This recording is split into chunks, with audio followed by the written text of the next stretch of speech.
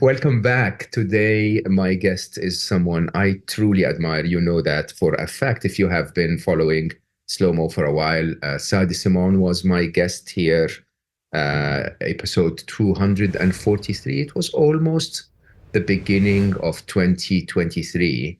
And I didn't know at the time, but Sah had lost his beloved mother, and he poured his heart out in the episode. And every time I and Sam met, we have this very, very deep connection that allows us to be very vulnerable. But I didn't know. And when he opened his heart in that way, I really feel it touched me, and it touched many of you.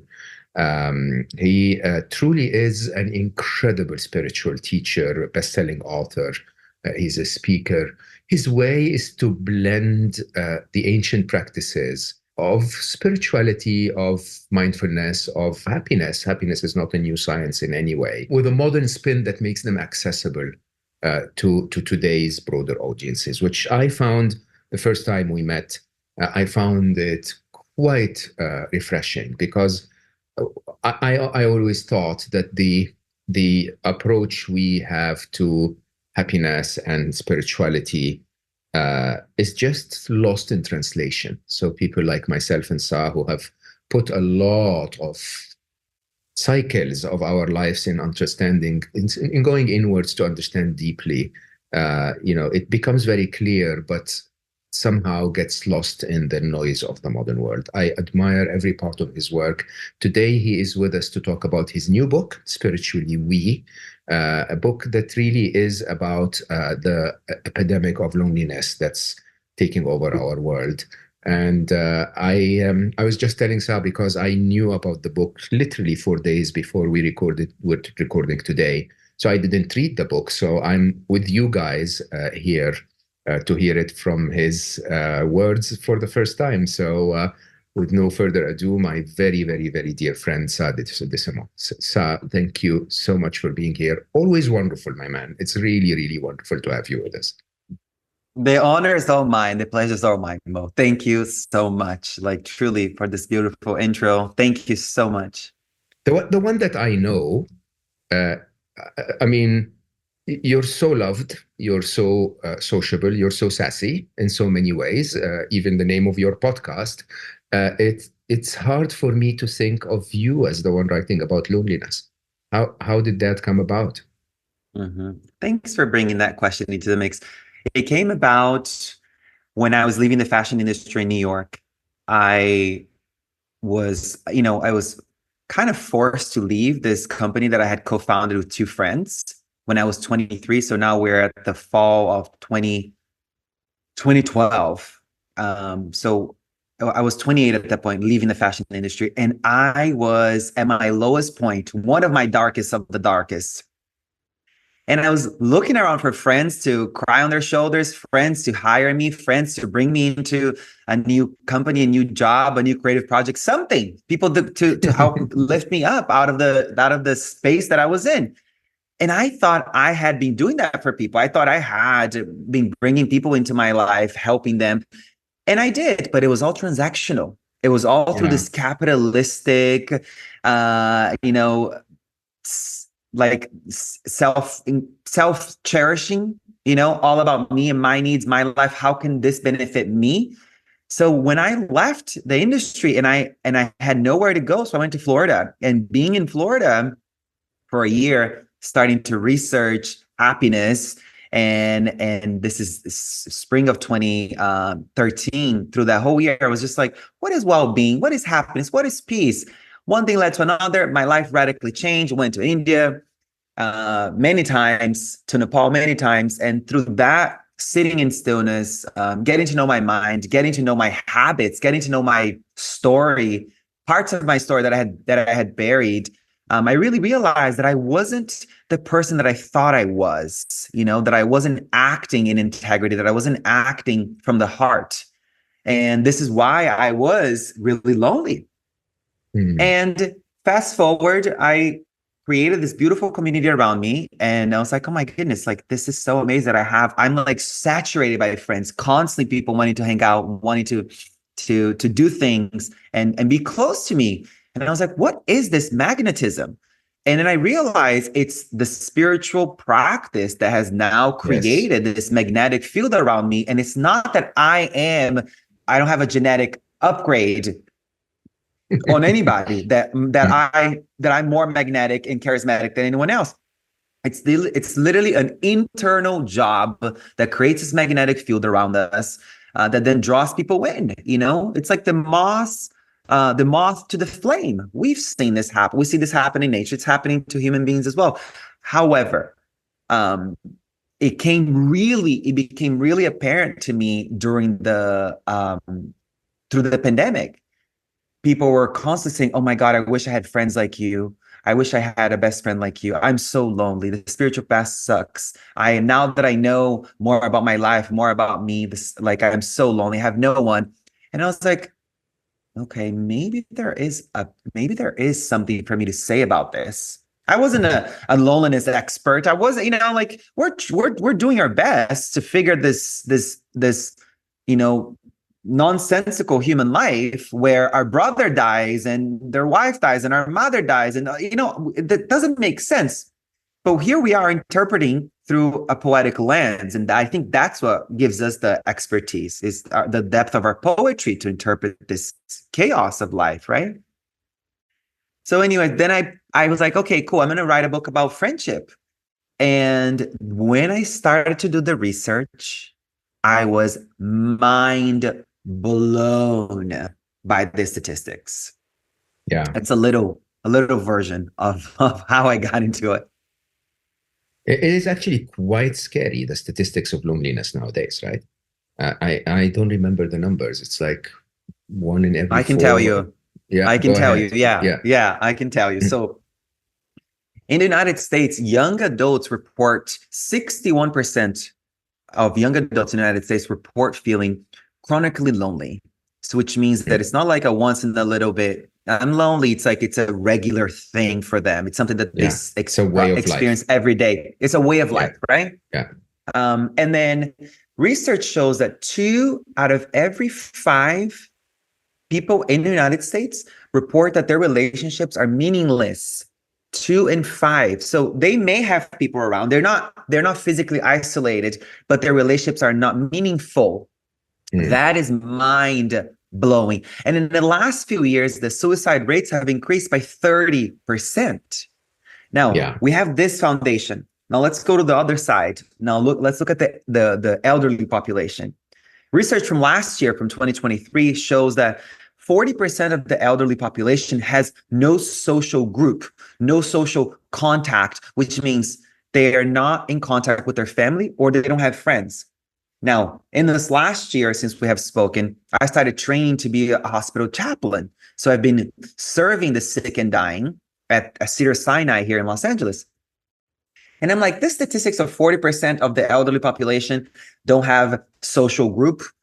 I think this is too conservative. Having been in a hospital, seeing what's happening and talking to social workers and witnessing firsthand what's happening, we're talking 6 to 70% of the elderly population goes to experience one of the most traumatizing times of their lives, being hospitalized for an oncology journey or for a broken bone or for an organ transplant, you name it, right? Dementia, all the things. And they don't have anyone next to them. They literally don't have anyone next to them. So you see, like, this loneliness is across the entire board. It's from young adults all the way to the elderly population. So the call to the writing of this book is a plea. It's a, guys, you can take all the supplements. You can biohack. You can do yoga. You can meditate. You can eat green juice. You do all the things. But if you don't have friends, you're missing the whole game. You're not understanding that the spiritual path is real. The spiritual liberation really happens in community. It's relational.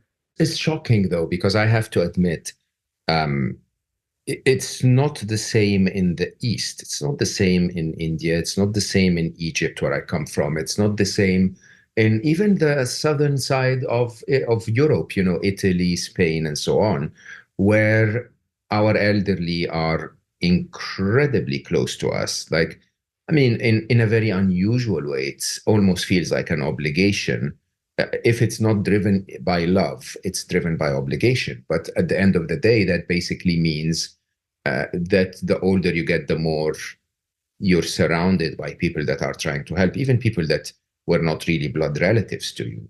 But the younger generation is not safe at all. As a matter of fact, in a lot of those places, it's the internet. The more prevalent the internet becomes, the more populations become isolated. Like, again, I wouldn't say this is the case in Egypt. We're still horrendously social, almost too much in your face. But it's definitely the case, you'd probably say, in Italy for Gen Z and so on and so forth. So what's happening there? Why is that differentiation between the West and the East on those? That's a really good question. And in the book, I didn't explore the contrast between East and West.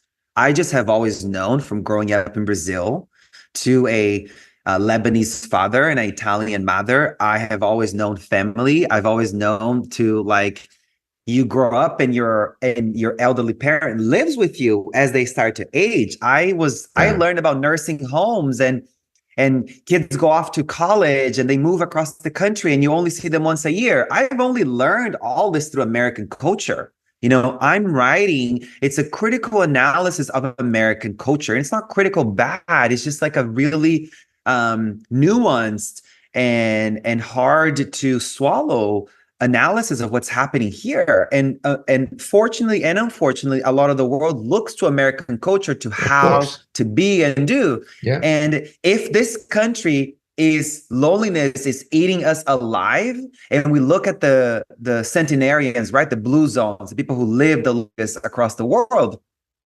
friendship is one of their pillars. yeah, And we are not training people in college, in school, to prioritize connection, to prioritize friendship. We are prioritizing stuff. We are prioritizing followers. We're prioritizing how we look, a new car, a new home. We're trying to fill a void that can't be filled with stuff. And we have the understanding of social neuroscience that says that loneliness is a cue like hunger. So when we are hungry, interesting. we reach out for some food. Yeah, Yeah. you go to the fridge or you order something on an app, right? It's amazing. Like, Mhm. okay, cool. I know that I'm hungry. Let me feed myself. Same thing with sleep. Okay, I'm tired. Let me sleep. I need water. We have these biological cues calling us forth, and we have been trained to do them because it's required for our well-being. Now, when you look at the science about loneliness, the body is urging you to connect. But what do we do Correct. when the loneliness cue comes? We don't feed it like food. We literally neglect, reject, bypass. We are afraid. And some actually may even say, I wrote a bold language like this in a book. I said, we are disgusted by the word need. We're disgusted by the word, I need you. I need a friend. I need connection. But the research shows that it is a biological need, like food, water, sunshine. Connection is one. As crucial, if not more crucial, believe it or not. I think, I don't remember which African tribe that basically does not have a death sentence, but for their extreme criminal, they would sentence them to loneliness. They would simply say, look, the rest of the tribe is not going to talk to you again. And most of the time, the criminal would take their own life within a week, right?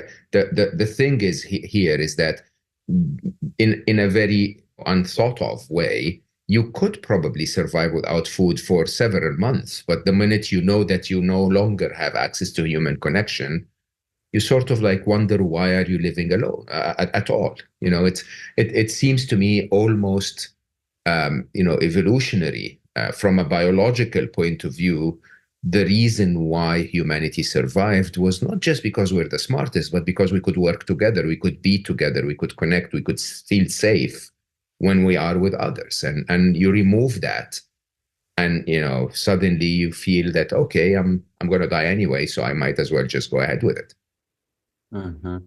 Thanks for naming this ancient African truth, because it's something that I've come across through as I was doing research on the book. It's when everything that we do or that we don't do, it's a fear of rejection. It's a fear of being alone, which is so paradoxical that people won't reach out, won't engage because they're afraid of being told no, or they're afraid Oh, of wow. go. It's like the way that the our protective mechanisms are so twisted these days.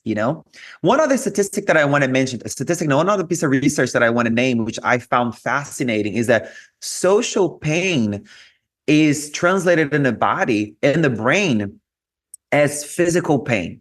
So when we experience shame, rejection, abandonment, isolation, loneliness, all these social pains, the brain processes as physical pain. So imagine if you are chronically lonely, you are in pain, physical pain. And when you are in pain, what do we want to do? We want to numb. We want to drink, smoke, take medication, overeat, masturbate, watch TV, go on social media. We want to do anything we can to numb and run away from that feeling, right? And this is why the research shows that people who are chronically lonely are more susceptible to become addicts, because their Of course. reward system in their brain is heightened.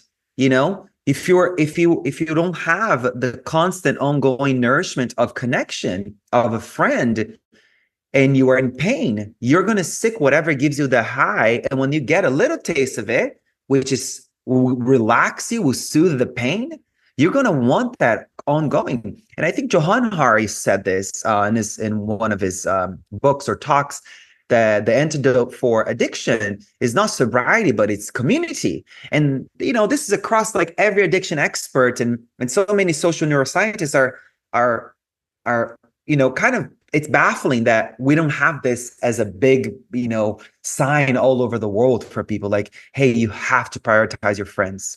You can take all the supplements, you can do all the yoga, you can do all the things, but if you don't have connection, you won't last. Longevity and sustainable peace and sustainable joy isn't there. Can I ask you a question? I mean, is it any kind of connection? Sometimes, when my daughter was in her early 20s, for example, uh, I would, in my heart, have preferred that she was lonelier than having had those kinds of friends, if you know what I mean. Like Mm-hmm. sometimes loneliness forces us to be with the wrong people. In those cases, do you think loneliness is more harmful, or being with anyone at all is more harmful? Mm-hmm. That's a really good question. And there's a couple ways of answering that too. So the quality of friendship is really important, Yeah, right? There is the research called the Dunbar research, which are yeah. these concentric circles. You've heard of this. I'll explain it briefly. But he says that we only have the cognitive ability of knowing 150 people in our lives, right? And people come in and out, but our capacity to remember and put a face to the name, or remember a face, it's within 150. So within the 150, we have 50. Within the 50, we have 15. Within the 15, we have 5. Now, the 150, these are the people who are here for the once in a lifetime event. We're here for the big wedding or the funeral. Now, within the 150, you go to the 50. The 50 is the sort of big birthday bash thing, where you have that friend who has a big backyard, and you're like, can I throw my 40th birthday or my 60th, any of these big milestones, can I have my birthday at your house? And then that's the people that you invite to that.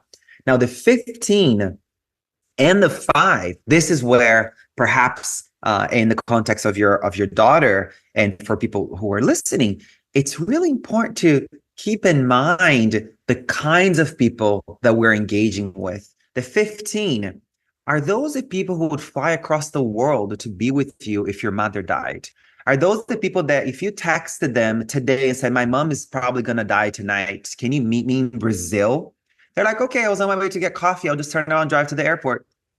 That, Yeah, that, those. that, Yeah, yeah. those people, like when you are in the darkest night of the soul, when you are going through the really hard time, who shows up for you in that space? Who are the people who are there? And then from the 15, then you have the 5. The 5 is usually like your kids and your partner. But for a lot of us who are living in modern cities and our parents are not there, or our families in there, it's really important that we cultivate the group of 5 and think about what I say in the book too. It's people who you can hang out in the plane of secrets, people who won't use your mistakes and your wrongdoings and your transgressions, and they won't manipulate that against you.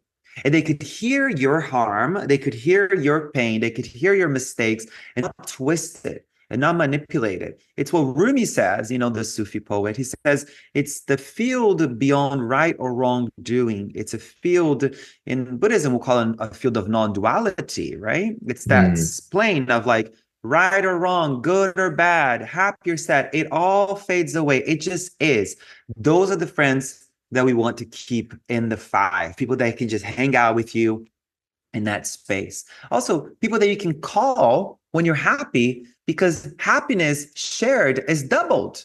yeah. It's amazing to see how like you can get good news by yourself in your couch. You can read an email. Okay, Mo wants to have you back on his podcast. You can be really happy about it, or you can call your dad and say, "Dad, I'm going back on this amazing podcast with this incredible person." And then dad's happy for you, sympathetic joy, it doubles. Then your happiness is more, it lasts longer. It has more of a nourishing effect in the body, mind, spirit. Now, same thing with sadness. The sadness shared is halved. This is a Mm, Swedish proverb too. So it's community has, friendship, the nourishing kind of friendship has many layers. And then there's the not the other, the deepest part of it, which is what I call in the book the equation, the spiritually we equation, which what I say is, if being liberated is this 100% goal that we're trying to reach, right? 50% of it has to be this work between you, your body, your mind, your story. Like, am I kinder to myself? Am I forgiving myself? Am I more patient with myself? Or am I still saying, oh, you're such an idiot. Oh my God, you look like shit. Oh, this, like you're still hurting yourself constantly when no one's watching, or maybe even with other people around. Now, if you're saying you're more forgiving, you're kinder to yourself behind closed doors. Now, the other 50%, it's between you and the world, you and your community. And the best way to start training that, it's within the core 5. Are the people in your core 5 and in your 15? And obviously, as we stretch into the larger concentric circles, 50 and 150, are these people that I can, test my material? Like, am I more forgiving? Am I more patient? Am I sweeter? Am I kinder? And then once the realization that we've had between us and ourselves is actualized, but then becomes embodied in community, then we can say that we're becoming liberated. Does that make sense?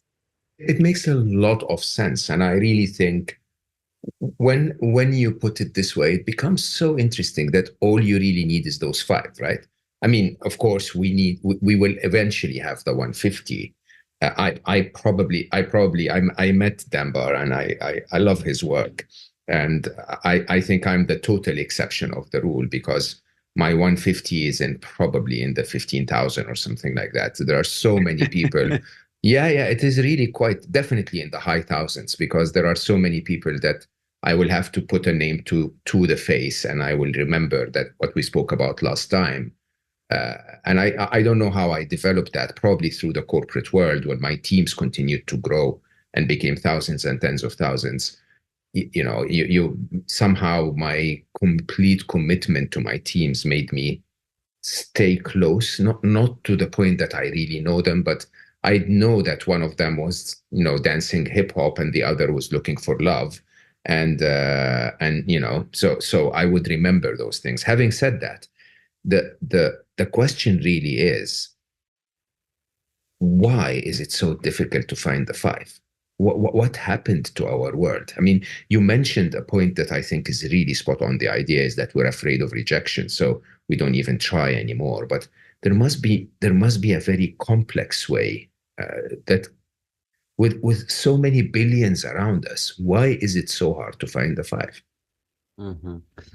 I mean, look, I'm going to say something that isn't what people want to hear, but I think technology that is here to connect us and support us, to engage and meet and do the thing that it's technically here to do, connect us. It's become a barrier. We have become atrophied. Our muscle of relating has become atrophied. It's like we have been a limb of connection from our bodies, from our mind, has become severed. Technology has atrophied our muscle for connection. We don't know Mm, how. We genuinely mm, don't know how. That's one thing. We don't know how. We radically don't know how. So the book it's a high level, but obviously small steps to get people to train again how to connect. Like, what does it mean to be socially integrated? And then it goes on to like, we don't know how, but then it's the simplicity of like, we don't know how to like be in paradox with people. We don't know how to let someone's behavior not be who we think they are. We don't know these like simple ways of engaging with people. We don't know how to invite people into an intimate connection. We don't know how to say, hey, when this happens, I feel, and when I feel this, I think this. And when I think this, I want to say or do this. No, we are living in a world that we say, when this happens, you make me feel like this. We lost the plot. We're not engaged. We're not educating people in the truth that I cannot put a feeling inside of you. The feelings you're feeling were already inside of you. Some of them predate you. You can look at karma, you can look at science, empirical data, or esoteric data. They both lead to the same thing. We don't come up earthside with a blank slate, how we want to believe. We come up earthside with a backlog of stuff, with genetic accidents, with karmic imprints. I mean, with emotional residue. Like, there's a bunch of things that we show up already.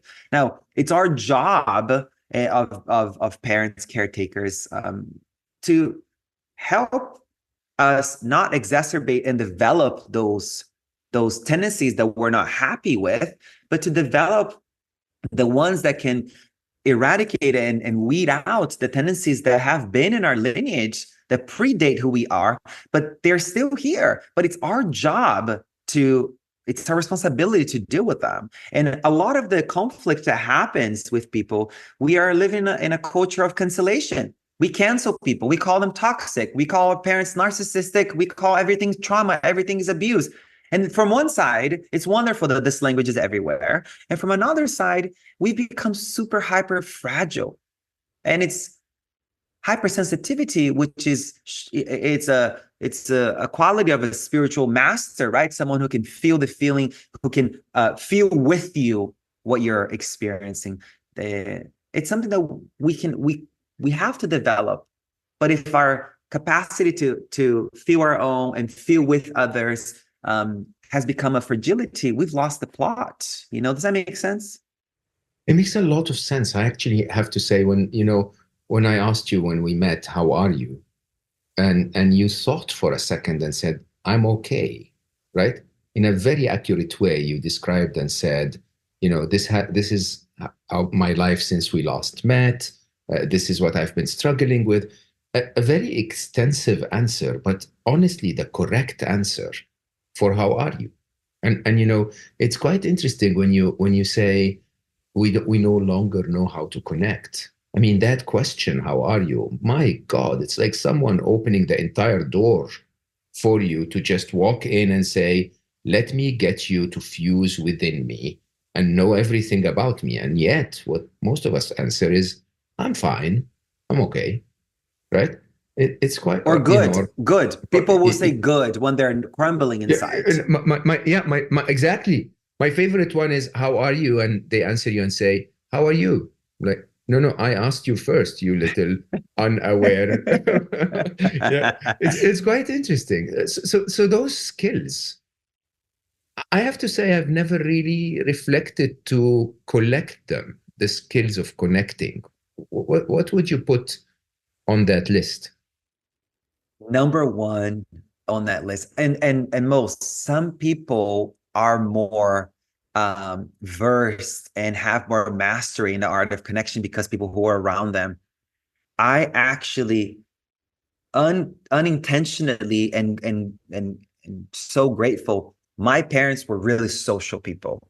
And Lebanese and Italian, like what do you expect in Brazil? exactly. Come Exactly. on, Yeah. Sah. That's right. So that combination, I was like, oh wow, this how you relate to people. Oh wow. So I had role models, you know. I had a lot of the book is really based on a lot of the things that I had seen growing up. However, when you mix your social capacity with capitalistic goals, you can become quite transactional. You can lose the plot and you won't lead to connection. Now, your question, what do you think is one of the main skills for connection? Number one, number one thing that destroys friendship is distraction. We are hyper distracted. We don't know how to listen to someone and let the tabs in our minds of our own story, of our own response, of our own feedback, of our own triggers to just exist while someone else is sharing their pain, their joy, their story, their experience with us. We immediately want to have a one up or a down. Oh, my story is worse than yours, or oh, I did this better. There's this constant inferiority complex or the superiority complex playing out. And when you really watch how simple and basic our engagement is with other people, you be like, oh shit, I'm the one in a constant inferiority complex. I'm always like trying to be the bigger victim, the more traumatized, the one who has the most load of stuff in their backlog. Or I'm the one who's always has the better. I'm the one who's always doing bigger and more interesting things in life. Unfortunately very black and white in that way. And when I speak about distraction and I bring into this layer, it's with mindfulness, with awareness, we have to train our capacity to notice all these tabs open in our mind and still listen, still engage with people. And you're going to notice when you bring yourself, your awareness into your body and you're inhabiting the present moment and you're engaging with people, when you do say, how are you? You're actually going to hear an honest answer. Yeah. You won't hear an honest answer from someone because our nervous systems know when someone is present. Our Mm. spirit knows. We know what it's like to be in the presence of someone who is inhabiting their body, who is inhabiting the present moment. We know our somatic attunement, our barometer for bullshit is always on, you know? But because we're desensitized to presence, we don't even know what it feels like anymore. You know, that we're so accustomed to being distracted. We're accustomed to sitting at dinner or at a party or driving, and two people are hanging out in the living room and they're both on their phones, and we're calling that quality time. You know, there's memes on social media showing two friends, oh, this is how I know she's my best friend, and it's two people sitting next to each other on their phones. It's like we've lost the plot. I'm sure the guys who put this technology together, this is not what they wanted for us. But somehow we went in a really far off place that it's kind of insanely hard to pull ourselves back. But the book is a call to action. Put your phone down. You know, research shows that we pick up our phones an average of 10 times an hour. And I'm like, that's very conservative research, very conservative to me. I think 10 Correct. times every 10 minutes, you know what I mean? So it's like, it's way more than that. And every time we pick up our phone, what if our choice to go on the phone was actually a call to address loneliness visiting our body? And we understood that going on the phone is like eating Wonder Bread, empty calories, or eating sugar. You're going to feel good for a second, but it will pass and there's going to be a crash. What if you actually chose to say hi to a stranger? What if you actually chose to engage with someone at yoga class next to you? What if you actually like went to a coffee shop and you're not on your phone the whole time or computer? You actually said, hey, what are you working on? You look, I like your shoes, you know? Like we've lost that. We've Yeah. lost the social integration capacity because of our insatiable thirst to be distracted. And what's underneath distraction is loneliness knocking our bodies, and we don't know how to feel. And because we don't know how to feel, we want to distract ourselves from the call to action, which is I feel lonely. What can I do about it? It's not I feel lonely, oh, because I'm a bad person. I suck at this. I don't have any friends, blah, blah, blah. It's like, no, Loneliness is urging you to get out of your own way, stop overthinking, stop over identifying with your stories, and reach out, engage. You see, this is spot on. I did a bit of work in Unstressable on the idea of why is it that we reach out to our phones so frequently. And distraction really is the result of emotional discomfort. There is a reason why you're escaping that feeling that you have right now, and most of the time it's because you're underwhelmed with your life as it is. And most of the time the biggest reason for that is because you don't have human connection, right? And so the funniest bit and the disgrace really is that to cure an emotional discomfort that's stemming from your loneliness, you're reaching out to your phone that's making you more lonely. Okay. Yeah. And we're screwed. And it's really, I know, and I ask a few questions at the end of that bit in the book. And I say, so what happens when you feel lonely and you escape your loneliness to the phone? You end up with more loneliness, right? What happens when you feel underwhelmed? And so you try to fill your life with more by reaching out to your phone, you get less and you're more underwhelmed, right? And what happens when you have a fear of missing out? So you reach out to your phone, you end up missing out on the one thing that matters most, which is to live, right? And it's so interesting when humanity starts to miss that because the device is designed in such a way, the entire entertainment industry, I would say, is designed in such a way that basically says, no, no, no, no, don't take your time away to connect to real humans. Just stay here. Let me advertise to you. A lot of people know that I spent a bit of my life, probably a very defining bit of my life. A year and a half, I worked for British American Tobacco, which at the time taught me, first recruited me by saying this is adult choice, right? We give adults choices just like, Porsche gives them a fast car. And I was like, yeah, I'm all for adult choice, right? And then eventually, very quickly, you recognize that the objective of the industry is not to give you a choice at all, because if you have a choice, you wouldn't smoke as much. And believe it or not, the biggest threat to that industry at the time in the Middle East was people smoking shisha, hubbly bubbly. Mhm. Oh Yeah, yeah. and, yeah, Yeah. because I used to love that shit. yeah, exactly. Because what ends up happening is that you're spending so much more of your time in one smoking session that you don't go back to your frequent drug of cigarettes, which, during a typical smoking session of shisha, you'll probably smoke 8 cigarettes or 6 cigarettes during that time. And that's like, a good 40% of the revenue, 30% of the revenue of a day. And I think that's what our technology is doing to us. It's simply telling us, uh, come here, let me distract you a little so that you don't think about your real issues, so that you don't go out there and find a friend, right? The thing, though, which I think is the reason for my opening question for you, is that you so casually say, when you go to a cafe, look at someone and say, I like your shoes. How many people do you know can do that? I mean, it's actually a very difficult skill. Mhm. This is what we need to do, Mo. We have to break the ice. Like people ask me, where do I meet friends like you? Where do I meet cool people? Where do I meet people who are on a spiritual path, who are creating impacts in the world? My answer is very simple. Be where you wish to be found. So Yeah. if you're wanting to be around people who are practicing happiness or practicing well-being, who are developing their mind, opening their hearts, you are not going to go to happy hour because you know that 2 for 1 drinks is not going It's to give not you happiness. no deep connections there. Yeah. Nothing. Yeah. It's so fickle. It's so vain. It's superfluous. And instead of you saving up your money to go on that drunk cruise that you go, or to the Tulum vacation, or to the whatever, like, see if you can go to a spiritual retreat. See if you can go on an impact mission. See if you can go build homes in a country that needs support, or you can go dig a well in a country. Like, I think people who one thing I say to people, if you want to meet really down to earth, cool people, go volunteer.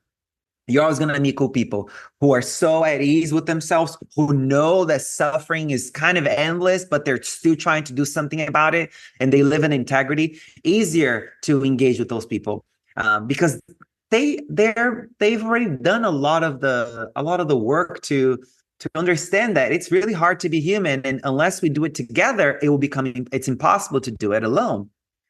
And I think that the truth is in for you to say, I like your shoes, yeah, it may feel like an impossible a task. It may feel like a really tall order to say to someone after yoga, hey, I really like your practice. You really strong, beautiful postures, or whatever it may be. There's so many ways that we can compliment people.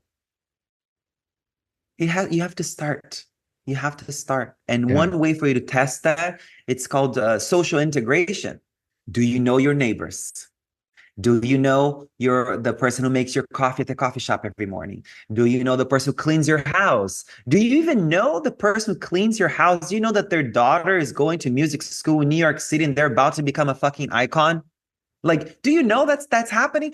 Do you know that your doctor actually goes to Paris every summer because it's his wife's favorite whatever. We're not socially integrated. We're like it's the disassociation is become so normalized. But we have to break the mold.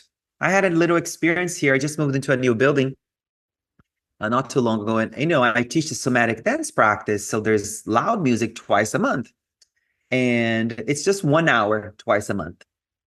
And I played music. I taught the class here. And then after the class for that hour, I had a note at my door. Hey, we're working next door. Can you please keep it down? And I was like, okay, cool.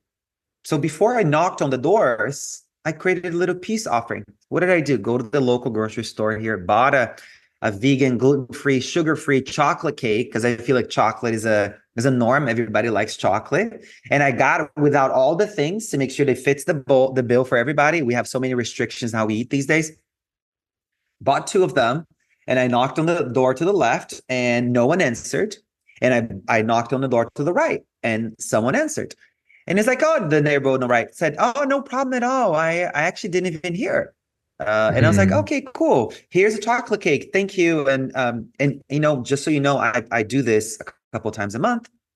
He's like, yeah, no problem. And do you want to take my number so we can have each other's numbers since we're neighbors? And I was like, absolutely. See that experience. And then the neighbor on the left, I didn't get to meet them, but guess what? I came home and I wrote them a letter explaining the work that I do, explaining that this happens twice a month for 1 hour each day.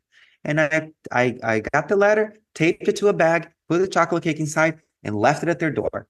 Did they ever reach out and say something or text me because I put my number on it? No, but it doesn't matter because the point of contact has started. And most importantly, I have dissolved the barriers of connection from my body, from my heart, from my spirit. I'm more open. Every time we engage when we are uncomfortable, every time we reach out when we want to stay in, we're dissolving the barriers that are keeping us stuck. We're changing, to speak your language, we're changing the neural pathways in our brain.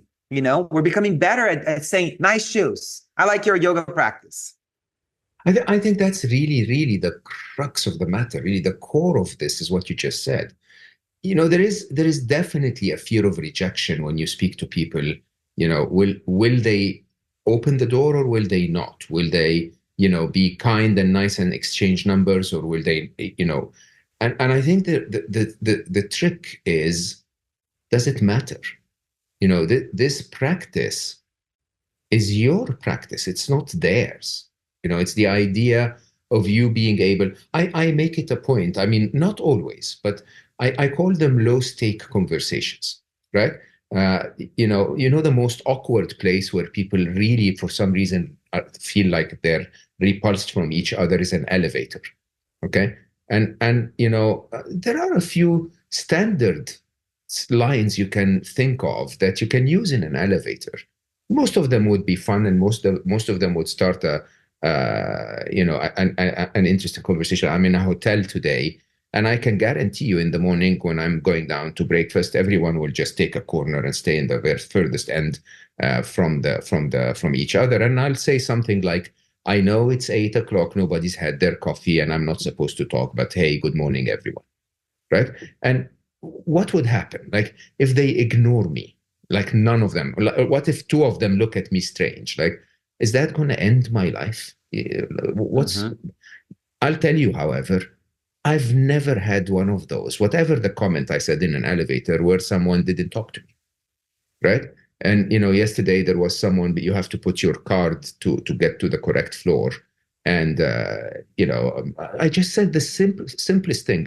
Lovely lady. Actually, I met her husband today in the morning. They're from New York, flying all the way to the Middle East. And she's in the fourth floor. I'm in the 15th floor. So I put my card first, pushed 15. By the time she put her card, she was already in the fifth. So I said, yeah, too slow. That's all I said. Like, yeah, too slow. It's just something that comes from your heart. And she smiled and she said, so what? I'll go up and see the view from up there. And, yeah, don't do that to strangers anymore. Whatever she said. And it's lovely.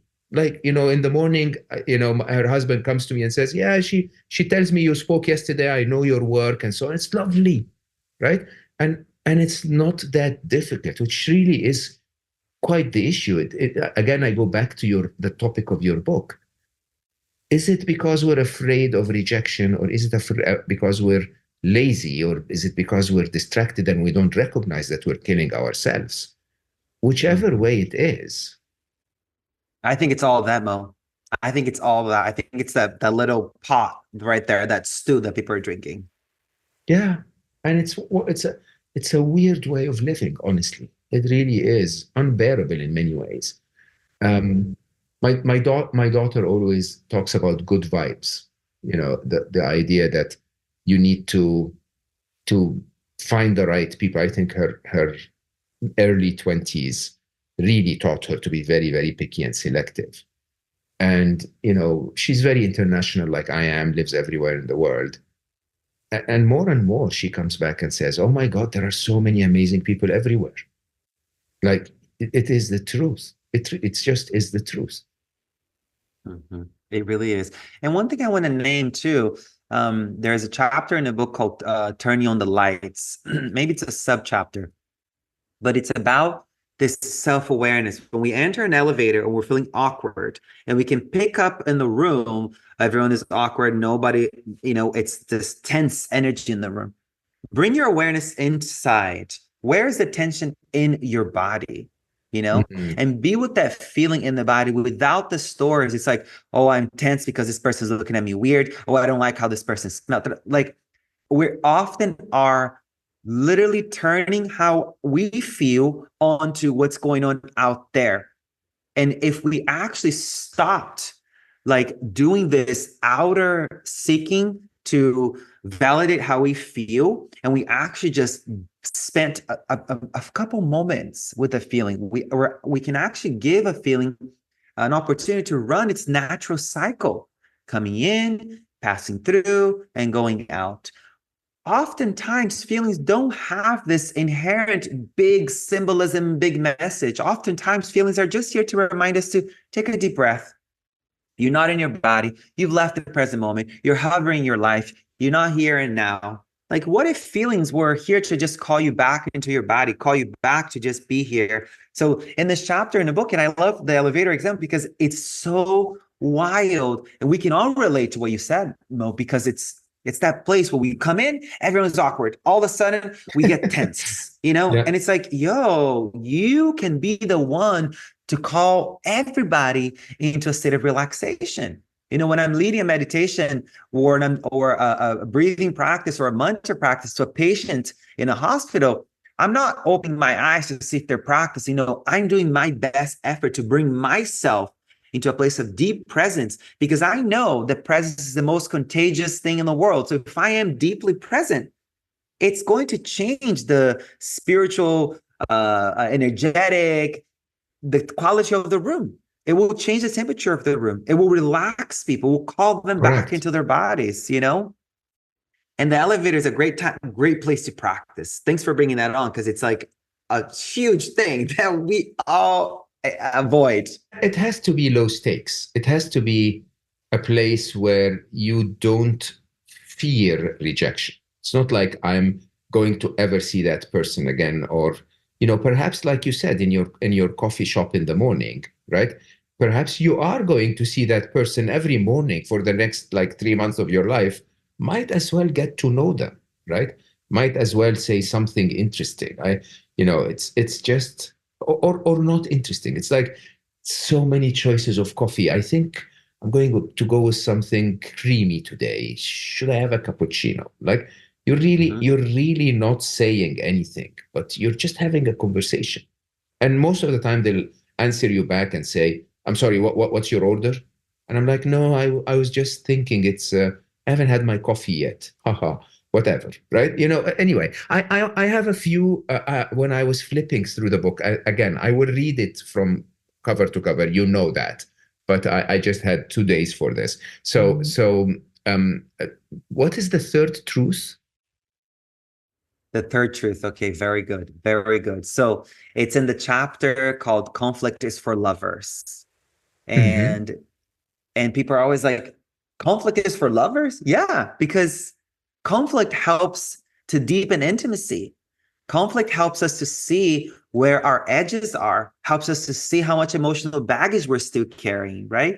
So the third Mm, truth is where we are able to see, okay, cool. This is your perspective and it's valid. This is my perspective and it's valid. And then there is a perspective that is beneficial for all people. Third truth is a perspective that is supportive for all, not just for me, not just for you, mm, but for not only us either, but for all people. It's a perspective that's in a spiritual realm. It's one that has all beings in mind. And we can only arrive there by first acknowledging, okay, I see that this is your perspective. I see that this is my perspective. Our perspectives are based on our needs and our capacity to either meet them or not. And the third truth we can only open the door to see the third truth through presence. It goes back to that elevator experience of like, oh, I feel really awkward. And my perspective that this elevator is awful and these people are awful. That's your perspective. Is it the truth? Is it yeah, the truth? No. Like, open yourself to know more. Maybe the person across from you is having a really bad day in the elevator. yeah. Like we never know. So third truth is a call to opening ourselves up to to see more than what meets the eye, to understand that our unseen forces working on our favor. There's so much more to life than what meets the eye. So third truth is a call to come back into your body, realize that your perspective is not the ultimate truth, Yes. especially because it's so self-serving. Our Yeah. perspectives are always self-serving. There are always protective mechanisms. Now, if you do have a moment of insight where you're like, oh, wow, I'm acting this way because I'm acting in a hysterical way. This hysteria is historical from a moment that I actually never took the time to be with many years I ago. I love got booked that. and busy. Yeah. It's a big mantra in the AA, Alcoholic Anonymous movement. If it's hysterical, it's historical. It's pause, breathe, relax. Okay, you're acting, the way you're engaging with the present moment is out of context with what's happening in front of you. You're bringing hysteria to the present moment, which is historical. It's something that you haven't looked at from the past. So a lot of times, and I like to define well-being as our capacity to be happy when happy things happen, to be sad when sad things happen. Oftentimes, people aren't sad when sad things happen or aren't happy when happy things happen. And that is mental health. When you can Mm, actually like your emotional response to the context of the moment matches. There's not a discrepancy or a dysregulation or reaction. Yeah. overreaction. So the foundation of third truth is, can I see that my overreaction isn't the result of this moment right now? Can I be with this? Can I tend to this while still understanding there's more to life than this? There's more to this moment than what meets the eye. Does that make sense? Makes a lot of sense. And I really think most of the time, by the way, our reactions are not just informed by our present moment. If they were informed by the present moment, they would be a lot more mellow most of the time. The skill of understanding that there is a third truth, however, uh, may I say, is probably one of the most valuable skills in today's world, because sadly we are so divided, we are so attacking each other. We are so convinced of the bullshit that was poured into our heads, or the conditioning that we've been exposed to, that we think that anyone who contradicts our point of view is a foe, right? And I think this is destroying our planet in so many ways, exaggerated by social media, because conflict creates views. And, it's really, really sad, honestly.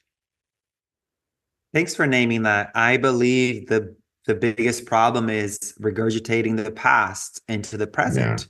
It's yeah, just the people, a lot of the people in powerful positions have not done the self-revelation work, have not set with their hysterical outbursts and realize it's historical. Some of these hysterical outbursts we have in the present moment may actually be historical in a way that even predates you. We know yeah, yeah, yeah, that yeah, totally. some of the stuff goes beyond you and I as these versions of ourselves, or Yeah, it's like mommy and daddy and grandma and grandpa, and there we in our lineages we have the abused and the abuser. Everyone does. Every yeah. one of us in our family tree, we've got both. You know, have you made peace with your story? The more peace you've brought to your biography, the more peace you can bring to the present moment. It's a kind of an easy equation there. However, it's a hard one because it requires you to face your stuff, right? And realize, okay, wow, I've caused harm. Oh, wow, I don't like that about me. You Yeah. know, go through that process of regret. And in Buddhism, the guilt and shame things are not part of the vernacular, but the regret is having regret is part of the Buddhist path, because regret doesn't propel you backwards, it moves you forward. It's like I feel awful for what I did, and I know that this isn't who I am. It shows me who I'm not. How would I become more of who I want to be? How would I become more of who I already know I am at the base of my being? So it moves you forward. So the process of forgiveness is a big one too, big one, big one. What was that stories, Ananda and the Buddha? Yes, thanks for bringing that up. This is one of the most exciting stories in the book, because when I read, it's interesting when you have the revelation, okay, I need to write a book about friendship, and it's so important to have friends, and you start to you start to talk to scientists, and you're like, oh my God, science shows all this. And then you talk to your teacher, to your Buddhist teacher, in my case, and then they're like, Sah, you realize that Ananda asked the Buddha, how important is the spiritual path? How important is friendship on the On the spiritual on path? the spiritual path, yeah. Yeah. And then the Buddha responds, Ananda, friendship on the spiritual path is the whole path, So the community, the Sangha, the spiritual community is the whole spiritual path. And I was like, oh my God, like this is so the intersection of science and spirituality come together to offer us this a vital point that we must engage. We can't do it Yeah. alone. And liberation is relational. Yeah, I mean, the reason it came to my mind, interesting that you wrote about it as well, is because today I was talking to my lovely wife, who, of course, chose to read my favorite book of all time, which was recommended to me by my son in a very unusual coincidence, that he told someone to tell me about it in a few weeks, and then he died before that someone told me about it. It was quite interesting that he almost was setting me up to read that book. It's called The 40 Rules of Love.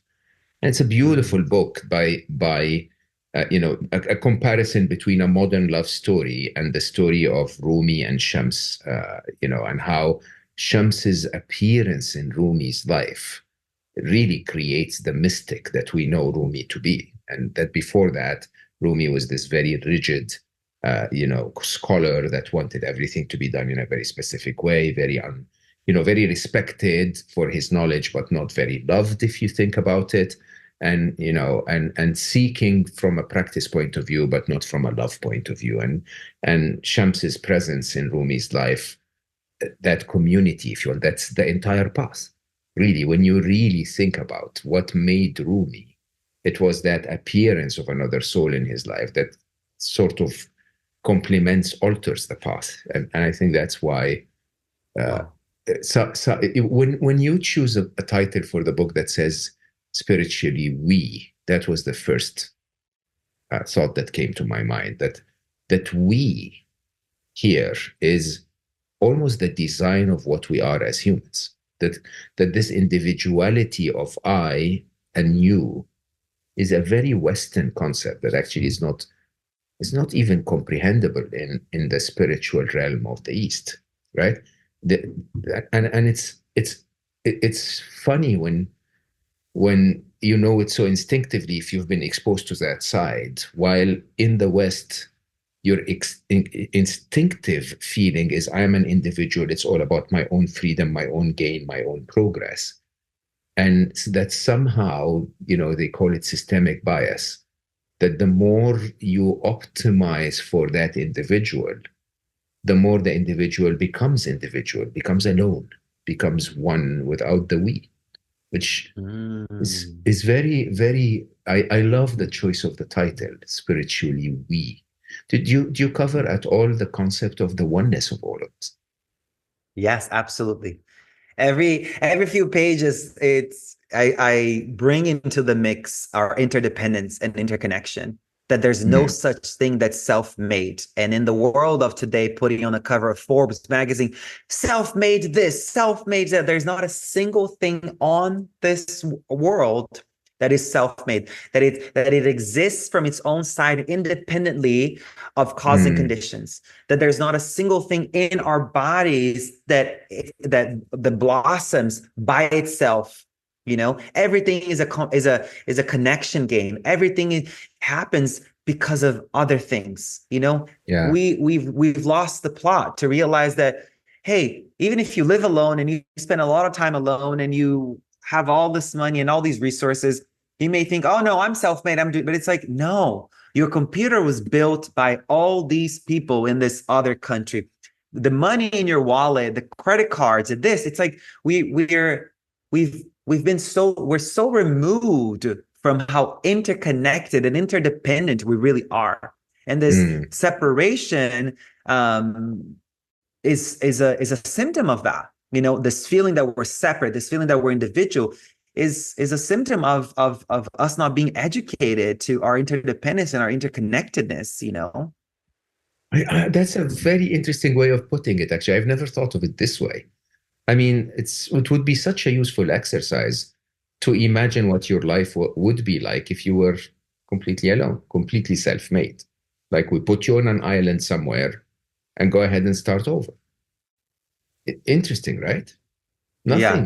Nothing exists in that realm of, at the individual. Nothing exists. Yeah, like in Buddhism, they say that the interdependence and interconnection is the foundation of this reality. So when we think Mm, about that nothing exists from its own side, even the way we think about ourselves and we feel about ourselves, it's all relational.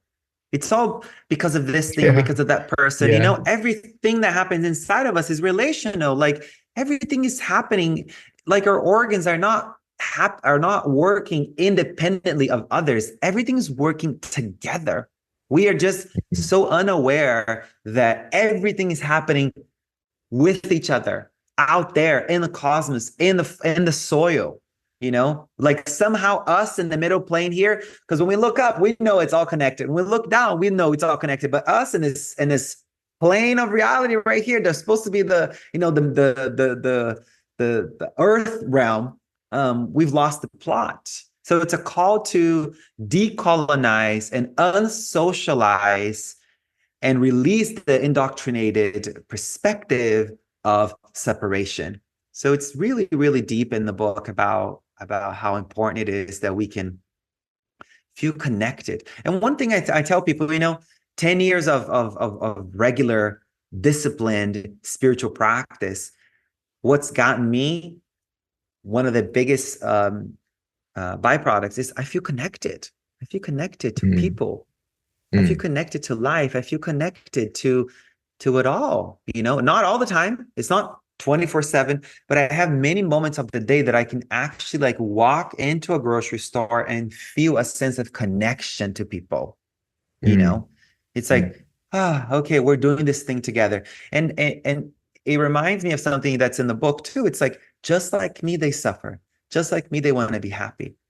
A way for you to be connected to people is to just realize our common humanity, that we all want to do Yeah. things, to not suffer and to be happy. So if you're feeling disconnected, walk around and just, you can be even driving and you can see the person that's parked next to you at the red light, just like me, they want to be happy, just like me, they suffer. Everyone you come in contact with, you could just remind yourself, and slowly, slowly with an exercise like this, just like me, just like me, just like me, it will start to dissolve the separation. We'll start to dissolve the bias. We'll start to dissolve this myopic view that uh, you exist from your own side, independently of the rest of us. And I think that's a beautiful way of putting it. I mean, in a nutshell, just like me is truly the key to connection versus separation. It's to see what is common between you and someone else, not what is different between you and someone else. Not to see that they will want to connect just like you want to connect to them. They won't want to reject. If they reject, it's because you're rejecting you. And I think that's really the key.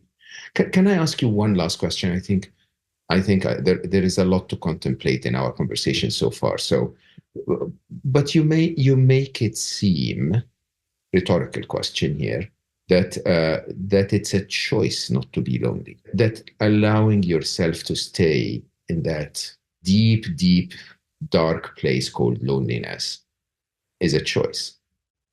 I mean, that's a very strong statement. Look, it's a little bit more nuanced than that, right? It's like this too. We from one side, it's that's the reality, right? Because we know it's a biological need, like water and food, but we still neglect ourselves of it. We're not gonna I don't know of people who are dying of thirst or hunger unless they're sick, unless they're older, unless it's like unless it's a predisposition, right? That they're rejecting water and food, they're maybe getting ready to go towards the end of their life. But most people who are basically healthy won't reject themselves from food, won't neglect themselves from food and water, right? You will do the thing. You will eat, you will drink. Even if you're drinking soda all day, but you're still drinking something. Even if you're only eating Pizza Hut and McDonald's, you're still eating something, right? But when it comes to the connection, we are so deeply afraid of being rejected that we rather stay in the muck. And Mm. because, as Jennifer Lewis says, when you stay in shit too long, it stops smelling. So you become desensitized Yeah. to loneliness. So that's one side. Now, another side, we as people have to become better at reaching out. We need to be better at reaching out. So another side to this. It's when someone says, I'm not doing so well, and you miss the opportunity to be of service, you're missing an opportunity for you to unsocialize yourself from selfish tendencies. You're missing an opportunity for you to liberate yourself from the karmic momentum of selfishness. So reaching out to people is an important practice that helps you then have the opportunity to be of support. Then it helps two sentient beings are now helped. So when you ask me, oh, it is it a choice? From one side, yes, but from another side, we have to do better as society into about reaching out to other people. And it can't just be people that we like, or we have to actually like engage more frequently than not. Yeah, I We believe so that. often see people. We so often see people everywhere, Mo, and they are, we easily say, "Is everything okay?" You know, Yeah, yeah. like like it's so like reach out from a place of presence, not from a place of rushing, and see what happens. You may actually change someone's life, you know? Yeah. So simple when you really think about it. It's just that you make it your target. You make it your first, you make it your practice, and then you make it eventually your style, your lifestyle, your approach to anything. Hmm. Hmm. I love your work, man. I love everything that you do. I think you're I know that you have hundreds of thousands of followers, and funny enough, many of them are, of course, on the in that world of loneliness, the internet. So I'm really delighted that you became this and that you're spreading this. I think it would and it should make a big difference. So, as always, you have my full support. I will read the whole thing and then send you feedback offline between us. But from our conversation today, I think it's truly going to make a big difference. It's a very interesting angle to the topic of loneliness. As always, Thank Sa, you. you bring spirituality into the most interesting topics. So I thank you for that. Good I'm so luck. honored. Thank you. Thank you so much. Oh my goodness. I hope we get to do something together at some point, you know, like in person. I don't know. As I was thinking, like, what if we did a friendship summit at some point? You know so much about the science and you like it, yeah, and you have this Middle Eastern approach. It's we Yeah, can train, we can help we, we, people, we, you know, to do this. friendship is our thing. Like seriously, we know friendship. Yeah. My closest friends now are. Can you imagine that? I have friends that I've had for 45 years by now, and man, yeah, these are the biggest treasures you will ever have in the world when you really think about it. Yeah, let's do something. I think it's really an interesting idea. I think the topic in general is really valuable. I'm now working as I have been actually for a year and a half now and failing to get it done properly on what now is called finders keepers. It used to be called finding love, and a lot of what we spoke about here is also applicable to that. You know, it's quite interesting how it's the same fear of rejection. It's the same cycle of reacting to psychological discomforts that get us to make crappy decisions. So when it comes to love and romance, anyway, Mhm. work in progress. Always a pleasure. I know you have another appointment in 8 minutes, so I'll let you go and prepare. And Thank you, Mo. I'm very, Thank very grateful you. for your time. And for all of you listening, I hope you enjoyed this and found a few gold nuggets in it, like I did. It really is a choice when you really think about it. It might not be a choice to feel lonely, but it is a choice to connect. And I think what Sao is telling us is that this is truly our nature. It's just like food and drink. So don't resist it. Don't sit back. If you feel lonely, it's your entire being telling you that you need human connection. So go for it. For all the time that you spend here with me listening to my conversations with my wonderful friends, I'm very, very grateful. You give me the opportunity to host some of the most interesting people in the world. And for that, I will always owe you. Keep doing this, keep spreading the podcast to everyone you know, because the bigger it becomes, the easier it is for me to get all of the guests that you want to listen to. Whatever you do this week, I would urge you to take a bit of time to slow down. It doesn't matter how busy you are, there's always a tiny bit of time so that you can reflect and you can take some corrective actions to put yourself on a course to your happiness and well being. I love you all for listening, and I will see you next time.